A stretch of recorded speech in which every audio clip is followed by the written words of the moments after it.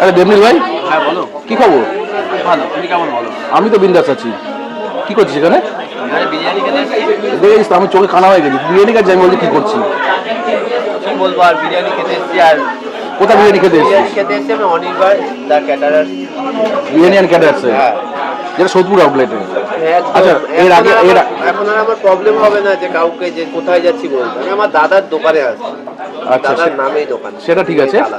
বলছি আগের থেকে কি কোয়ালিটি ঠিক আছে না একই আছে না বিলো কোয়ালিটি হয়েছে? আছে, দারুণ ডেভেলপ, দারুণ কোয়ালিটি আছে। আর যেরকম কোয়ালিটি আছে সেরকম মানুষটা আছে একদম। আর চিকেনটা কি ঠিকঠাক আছে? একদম। চিকেন বিরিয়ানি নিয়েছিস তো? হ্যাঁ, আমার চিকেন বিরিয়ানি নিয়েছি আমি।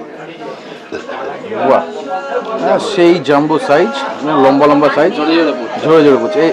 এইটা ঠিক না, ঝরে ঝরে পড়ছে। সেই চাকদা থেকে টেনে নিয়ে আসবি তোরা। না, তো যাই হোক, বাট লং গ্রেন রাইস আছে, একদম স্যালাড আছে, গ্রিন চাটনিও আছে। বেশ ভালোই লাগছে দেখতে। একদম লাগবে। সাথে দেখতে তো ভালো লাগছে, খেতে কি ভালো লাগছে? হেভি লাগবে। চলো ঠিক আছে, খেয়ে নাও শান্ত করে।